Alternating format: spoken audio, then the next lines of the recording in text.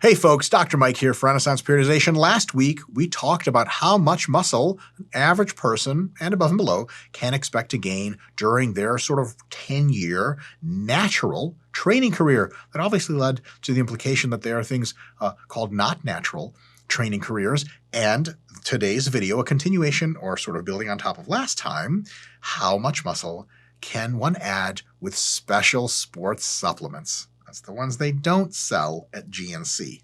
Super detailed discussion. Put on your seatbelts. Here we go. We're going to talk about a bunch of stuff, but first, a huge caveat. These are synthesized estimates based on my readings of the literature, working with tons of people, watching other people work with tons of people, scrolling Instagram a lot. That's something I like. They're super general, large variance, and they could be really far off. So take all the stuff with a huge, huge, huge grain of anabolic salt. Now, first, we'll review natty gains, and then we'll talk about what drug taking will result if you take drugs within the first 10 years of your training career, which I highly recommend against. I'll get that in a second. Third point will be the 3 degrees of intervention, because people say, well, how much muscle do drugs add? Well, that really depends on which sort of 3 sides of the spectrum you're on, because there's a big difference in the types and amounts of drugs that lead to various outcomes. Right? It's like saying, how much endurance can I put on if I start racing bikes? Well, if you do it twice a week for 30 minutes, some. If you turn into Lance Armstrong's training partner, a lot. Again, there's a lot of gray area in between. Next, we're going to talk about what a layered intervention is, which is the appropriate way to dark side if you are going to dark side. We're going to talk about, finally, point number 5, expectations from a properly layered intervention of how much muscle you could gain at various points using drugs, and take a final tally of what's going on, a few other little tidbits in there between that and then. And then, lastly, a plea for me to you to not be stupid. And the usual thing people say, this is for informational and entertainment purposes only. All right, so natty gains, what do they look like? Watch last week's video, and basically it says that not so great genetics and environmental factors didn't line up for you super well. For 10 years of dedicated training and dieting drug-free, you may be looking at about 15 pounds of muscle gained total. On the average side of things, you may be looking at about 30. And on the above average side, you may be looking at about 45 pounds of muscle over 10 years. 45 pounds of muscle, holy crap, that's a lot. Now, a few notes really quick.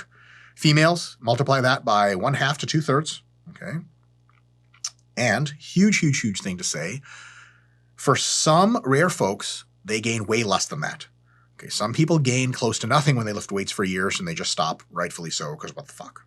That legit happens. It's been observed in very well-controlled studies before.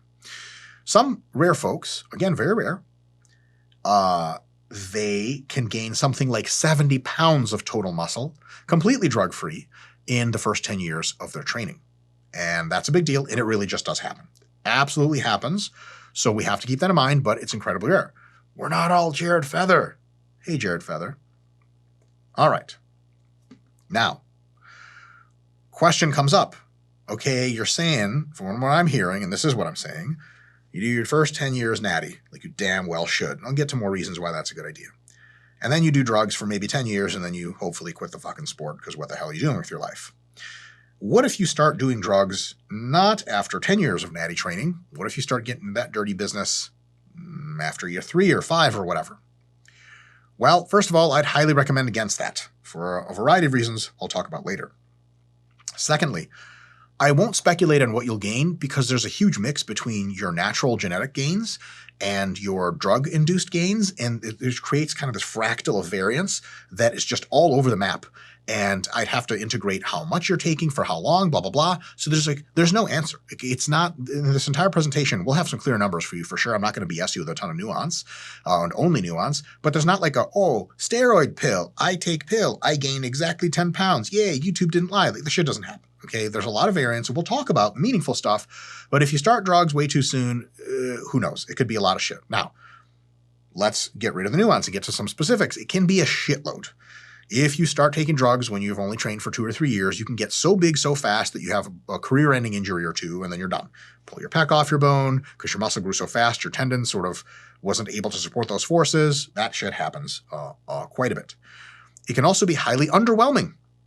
There's a huge variance of drug responses. Some people use drugs for 3 months and they just like burn 5 pounds of fat and add 5 pounds of muscle. And they're like, what the fuck? No side effects to be seen. Some people will use drugs for 3 months and just basically get flu-like symptoms every time they shoot. And then nothing happens and they get just really pissed. And they've wasted money and they're like, is this fake? And they mass spec the gear and it's real. And they're like, oh, fuck, I really wasn't carved out for this, which is, by the way, saving yourself a whole headache. So pray that you don't respond well to these drugs if you get into them. And here's the thing. If you want to get as big as you can in your lifetime, which is what I've been trying to do with my life, Jesus Christ, that really is all I've done with my life, I would embrace the 10-year natty journey. And for the love of God, at least 5 years natty, and nothing until you're over 25 years old. Why? When you're 10 years in, and I'll have more details on why this is a good idea later, you are in a position to make the choice of whether and to what extent you want to use drugs better. If you're under 25 years old, you're probably not making decisions at the level of intellectual depth that you could be when you're actually over 25 years old. You know, I'm a pretty sharp cookie most days. When I was in my early 20s, I tested real well. People, when I talked to me, they're like, oh, he's real smart. But I made the stupidest fucking life decisions you could ever imagine. And if I had a time machine, the first thing I would do is time machine my way back to me under 25 and punch myself square in the face. And check this out, because I'm all jiu-jitsu trained now and shit, I watch myself do fucking nothing about it. That's what's up, right? But in any case, over 25, you're just better prepared to take monumentally enormous decisions, and putting foreign substances into your body that wildly alter your physiology at a huge health decrement is a monumental decision. So anytime someone tells me, oh, I started using drugs, when I was 22, when I was 18, I just do a whole lot. I would give them Thomas Sowell face, which looks like this. Blank stare. Right? And yes, I know, C-bum or whatever. Everyone always comments, what about XYZ guy? Well, quick Bayesian analysis for you. Were they under 25 years old? Yes. Do I think they made a mistake then? Yes. Yes, I do. Not a net mistake, maybe. There are trade-offs, but I think waiting until you're over 25 is a really good idea. So, another benefit is when you start gear after 10 years of natty training, you're pretty fucking jacked. And then you build on top of that, which is really awesome because you don't have to destroy your health and fuck up your psychology and a bunch of other stuff for gains you would have gotten natural anyway. That's kind of sad, right? You guys ever see people at the gym? I'm sure you know a few folks like this. They started using steroids after 2 years. And then after 4 years, they're as big as you were at year 6. And you're at year 7, so you're more jacked than them. And they're like, yeah, man, I'm on cycle. And you're like, sweet, what's that? And they're like, well, you use, right? And you're like, no, use what? They're like, steroids. And you're like, no, I don't know. No, I haven't used steroids yet. And they're like, fuck. And they go home and cry a lot because you're stronger and bigger than them, but you've just been training for 2 years longer or something, right? You don't want to be that person. You don't want to be that person. All right. Now, to make things technical, because that's why you come here to Renaissance Periodization, not for the bro shit. There are 3 general degrees of intervention with tons of movement between the 3, tons of gray area, but there are 3 pretty distinct things and they can sort of be cataloged and understood. And by degrees of intervention, 3 main ways to go about enhancement today, to go about taking drugs to make your physique more jacked and leaner. First is orals only. And the not so stupid way of doing this, still probably stupid, but less stupid than the alternatives, is you never do any cycles longer than 4 to 6 weeks. You do maybe 2 to 3 cycles a year total with tons of breaks in between to let your body heal up.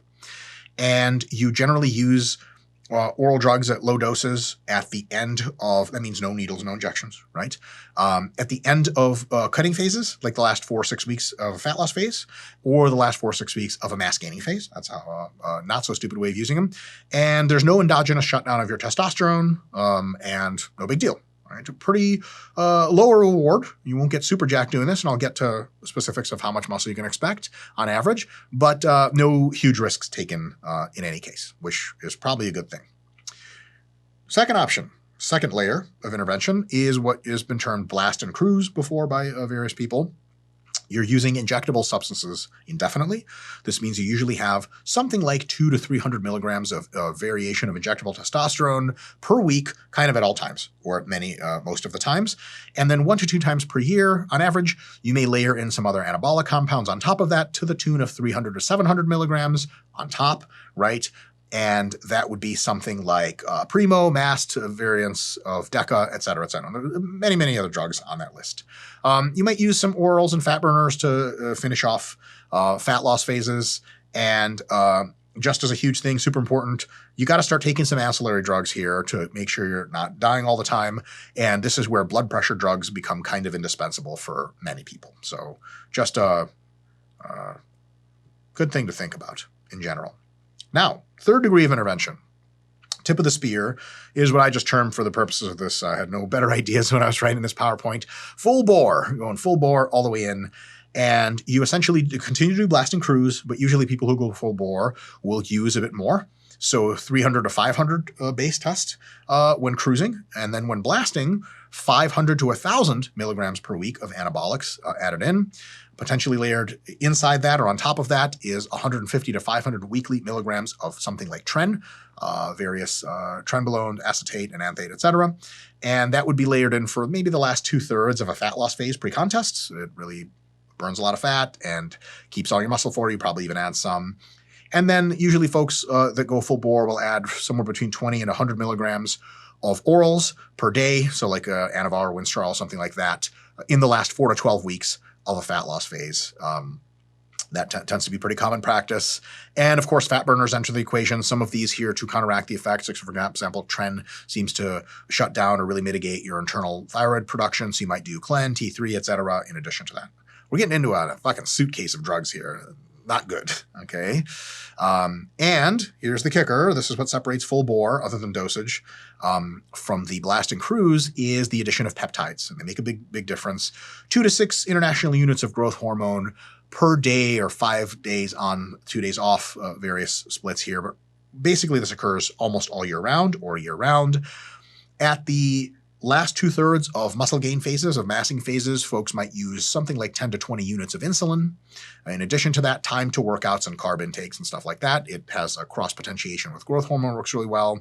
And then at this point, you're taking lots of ancillary drugs, something like metformin to counter growth hormone sides, for example, blood pressure meds, standard in this case, are essentially just monitoring blood pressure to make sure you're not dying all the time. Real easy to do when you're taking a lot of drugs, is die all the time. So those are the 3 layers of intervention. Now, we can layer them in, potentially, to, if we're going to go to the dark side and start using drugs, just going full bore right away is a fucking stupid idea. Why? First, you barely know what training and diet styles work for you because you don't even you've been training for 1 or 2 years and you go full bore. That's insanity. You might know nothing about yourself and you might have had great natty gains if you just figured shit out, but you never did. You just started using drugs. You have no idea how you respond to drugs. You go full bore and then you don't know how your health is going to act. You don't know what kind of sides you're going to get. Like you could be like, 5 weeks later, head to toe covered in pimples and you're like, what the fuck? Psychological sides are brutal. Unreal anxiety, depression, all kinds of crazy shit.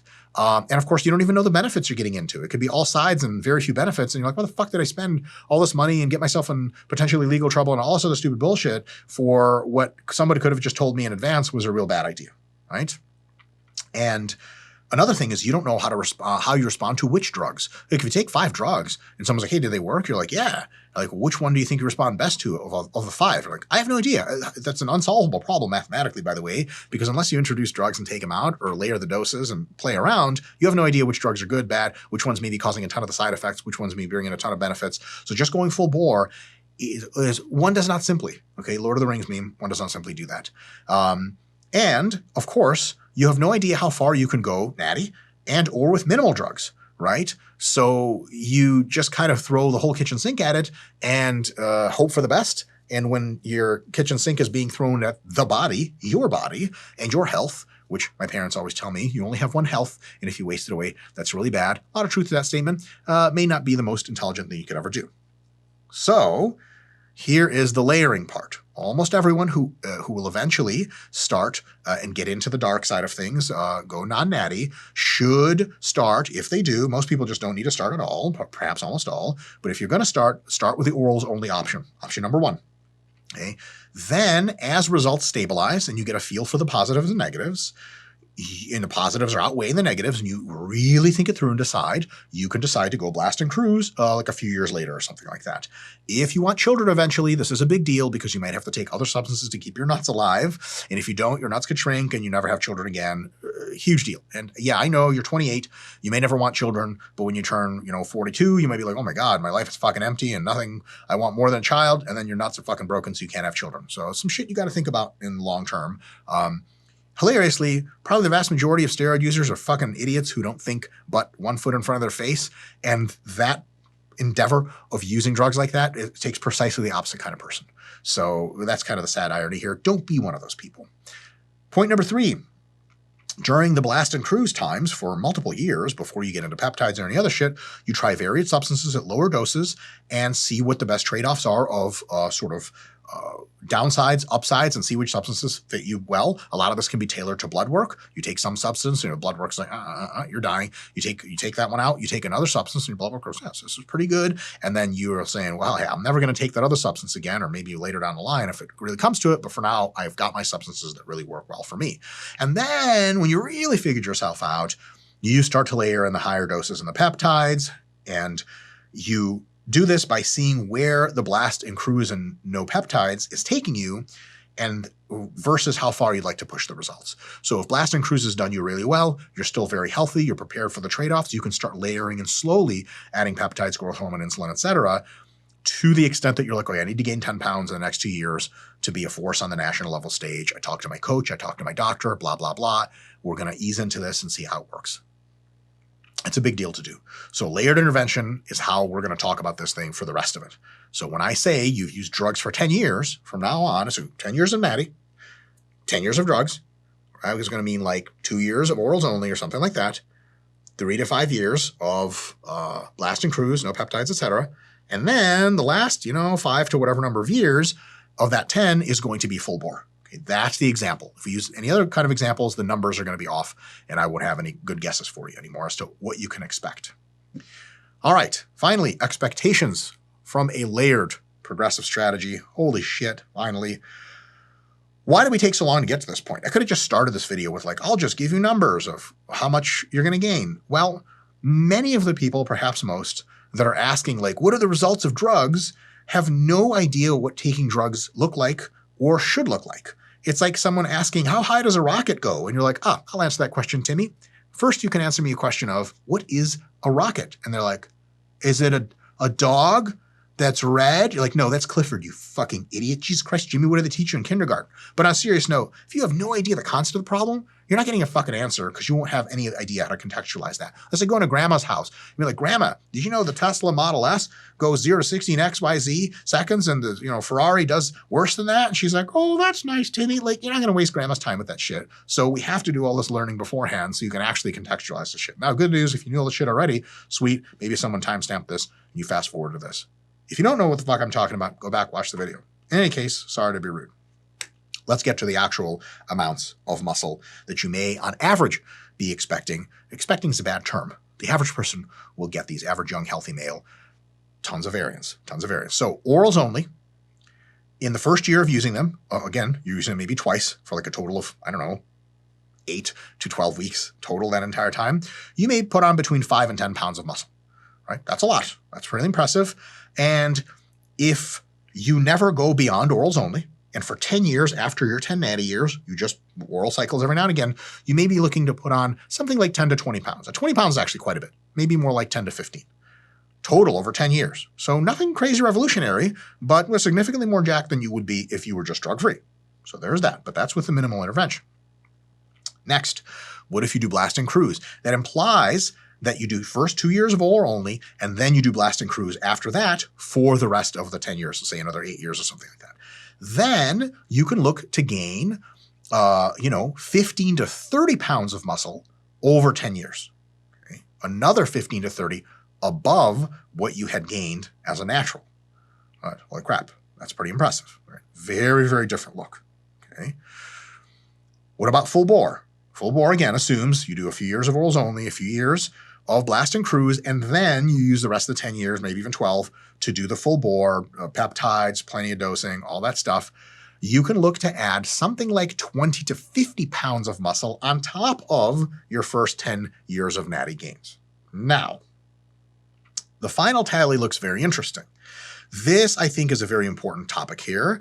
It's impactful, and it can really leave you with an impression of what does this really look like. Okay, so we're taking our example from the last video of our ideal male, 18 years old, right?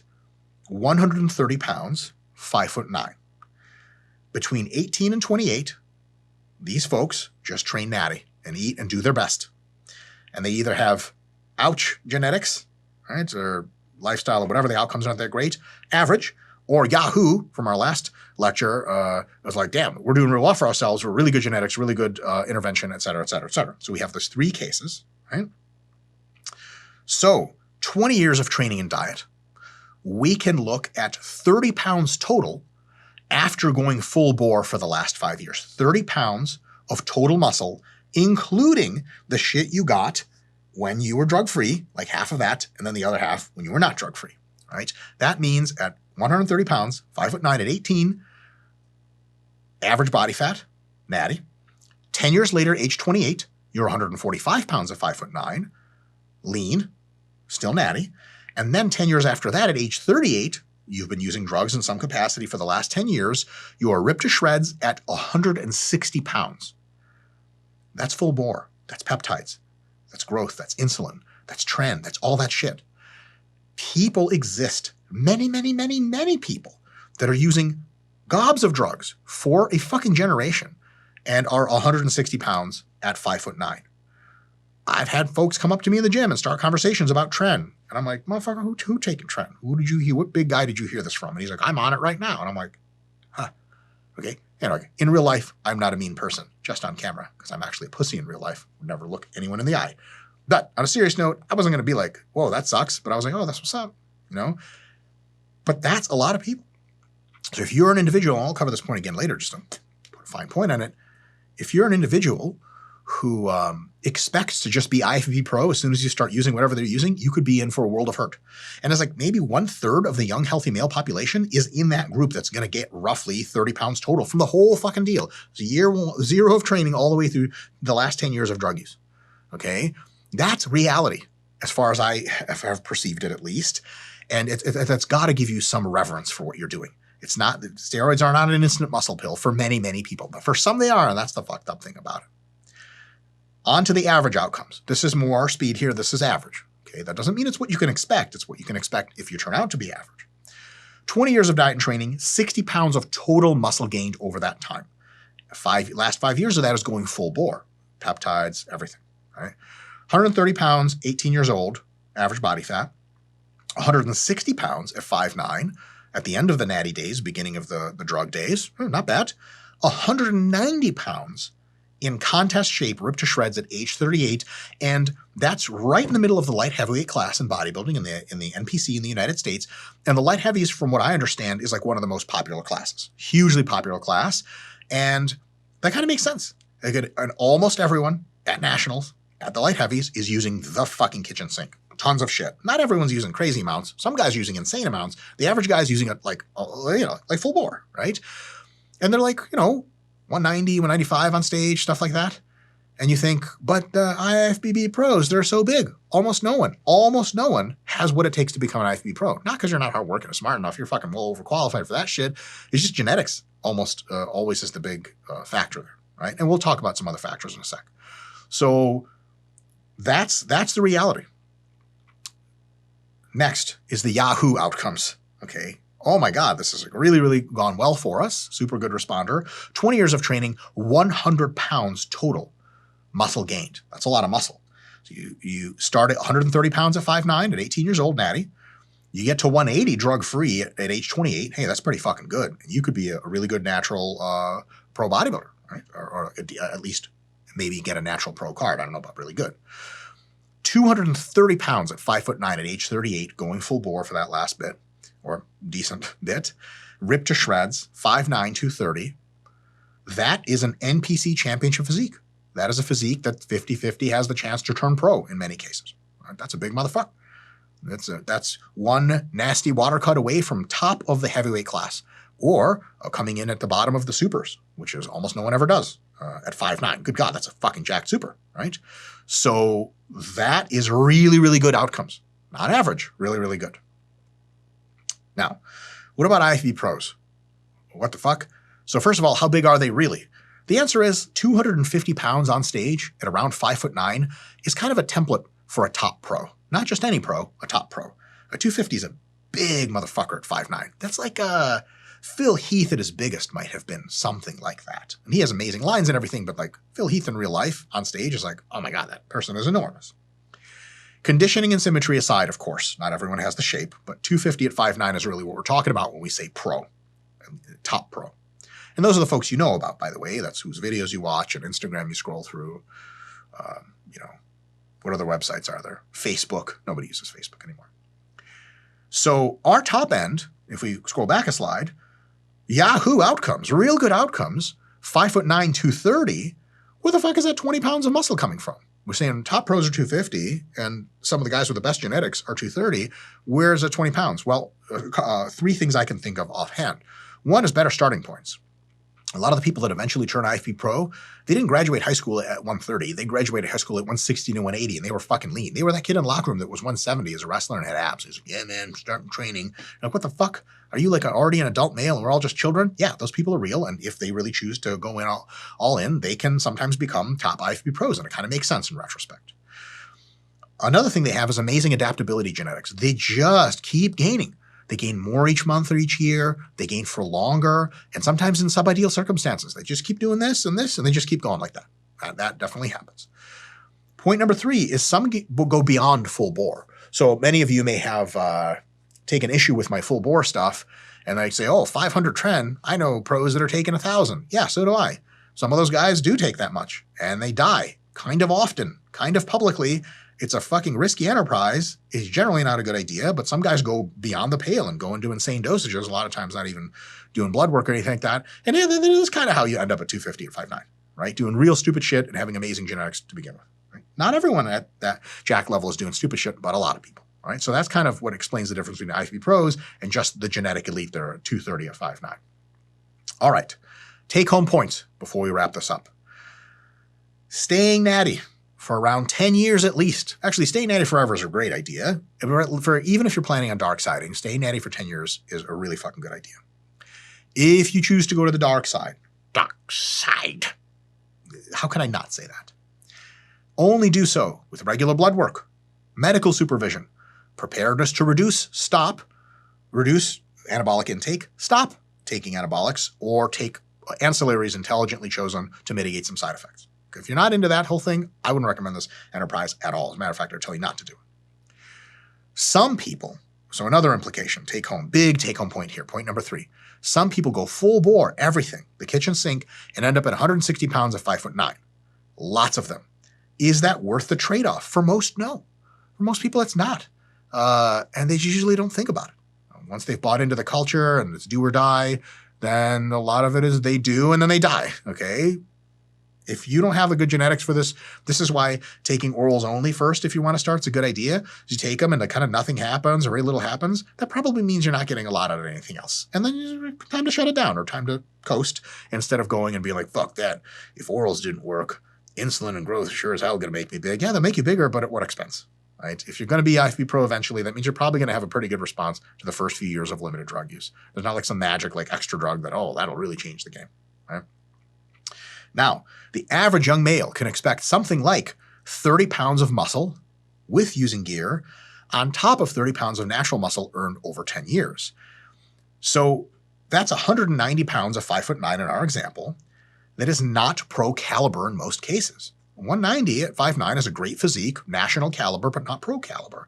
So a lot of stupid ass comments on various forums, YouTube included, unfortunately, is like, man, if I took gear he's taking, I'd be a fucking pro. Yeah, you probably wouldn't though. You almost certainly wouldn't. Sometimes you would, but it's unlikely. So take that shit straight the fuck to the garbage. The pros are special.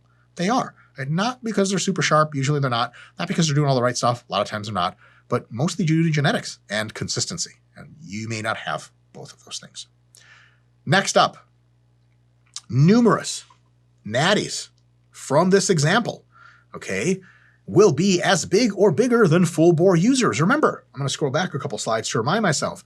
We've got guys on the outcomes, the shitty outcomes here, at 160 pounds, at 5'9", at 38 years old. They may run into someone with average outcomes who's 160 and 5'9" at 28 years old and has never touched a fucking drug. They may also run into someone who's 180 at 5'9" at 28 years old and has never touched a drug. They're just above average in genetics. So what does that mean? Reality is a motherfucker. And if you have shitty genetics, and by the way, there are huge genetics to the extent of your drug response. Okay, these are just averages. Some people do way better than average. Some people do way worse than average. So if you have shitty results natty, you could have also shitty results on drugs and really just have nothing to show for, or very limited. You could have average drug results and be much better. You could have great drug results, even if you were a shitty natty and are really up your game, but that's unlikely. There is a decent correlation between results natty. It's not 100%. But it's sizable between what you get natural and then what you get with drugs. Okay, Kai Green was like 210 pounds at 5'7" natural. I believe it. Ronnie Coleman, he was like 5'11". I think he was like 215 on stage, drug-free. If people say, oh, that's bullshit, I don't believe it. Well, he was fucking 287 after all the drugs. Is it really that hard to imagine? Right? Big Ramey, what do you think Big Ramey was when he was drug-free? Like, I don't know, he might have started really early, but he could have had a physique that was 230, 240 on stage, drug-free. I fully believe that, lean, because there's only one fucking Big Ramey, and now he's on stage at 290 or 295 winning the Olympia. No fucking shit, right? So genetics is a motherfucker, and drugs don't make up the entire gap. Huge thing to remember. So drugs isn't like this thing where you're like, I am not an IFB pro physique. I take the drugs, I become one. It just doesn't work like that. For some people it will, and for some it'll be like, and for some it'll be like, right? And then they get all the health and all this other bullshit, and it's just a whole can of worms. Here's the deal. Last point until my tirade at the end. 200 pounds plus in stage condition at a relatively average height is very rare. 225 plus is crazy rare, and 250 plus is world class at these average heights. Do not let social media fool you into thinking otherwise. The people you follow on social media have all those followers precisely because they are rare. They just are, right? And much of that is genetics and a bunch of other stuff and a ton of drugs. But a lot of people think like, yeah, like you take drugs and you turn up 225 lean. That's what drug takers look like. Bullshit. And there's a wise, I forgot who said it. I'm sure a number of people have sort of independently arrived at it. You know, in an average gym, you don't know who's on steroids because most of the people on them, you can't even fucking tell. That's the reality. And again, that's not me telling you, steroids don't fucking work, man. Don't take them. They work fucking great for some people. But you're not sure if that's going to be you, so you got to be smart about the shit. Which brings me to my final point. I always do the Illuminati triangle by accident. Accident? The Illuminati have no such term. Don't be stupid. All right? Here's the thing. Stupid people have been rushing into drugs for a long time. Generations. If you rush into drugs, you won't be the first stupid person to do it, but you will be stupid. These people are good for at least one thing. They make cool exposés on Fox 5 News in the morning about, oh, how bad drugs are. And once they were 45, they had 3 heart attacks and 10 strokes, and they're full of regret. And that's a message to the children. Well, here's a better message to children. Don't do dumb shit, like not doing blood work and like rushing into drugs and like taking the kitchen sink and etc. Most smart people who get into this sort of business have a few things in common. Time to find out if you're smart. First, most smart people never start. By the way, there's a pretty decent chance that especially at extreme doses, anabolic steroids either make you temporarily or semi-permanently or even permanently less generally intelligent. That's a bad thing. So you could be taking steroids because you're dumb, and then they make you dumber still. Fuck, that explains a lot of the IFB pros. I'm just kidding. But on a serious note, this is real shit. These consequences are fucked up, potentially. And you gotta be mindful. So most smart people don't use steroids. First one. Or any of that other shit. Next, if starting, smart people only start after years of natty training and learning. The worst thing in the world is when you got a guy talking to you about dosages and you're like, yeah, that's what's up. And you're at the gym and then he turns around and he does a hack squat and you're like, oh my God, you don't know how to lift weights. Who gave you drugs when you don't know how to lift weights? Right? Or are you talking about people like, you're like, oh, what's your diet like? And they're like, well, I do 8 ounces of steak, 6 ounces of chicken. I'm like, pause. Do you know what macros are? And they're like, no. Like, You don't know how to count protein? You don't know how to count, motherfucker. How do you even count the amount of fucking syringe you're filling with your fucking steroids? The answer is a lot of them don't do that either. Tons of backwater stories, which I'm not going to share, of people as high as pro caliber or top national who don't know how to measure out their drugs in a syringe and have been getting it wrong for years. Yes, that's real. And you look up to these people. You're like, man, I wonder what he's thinking on the fucking flies. Like he does his flies like this instead of like that. Was Dr. Mike wrong? No, that guy's dumb as fucking rocks. Happens all the time. Can you tell I'm getting pissed? Next one. When starting, smart people do so in a country where use is legal, like the United Kingdom. What a great place.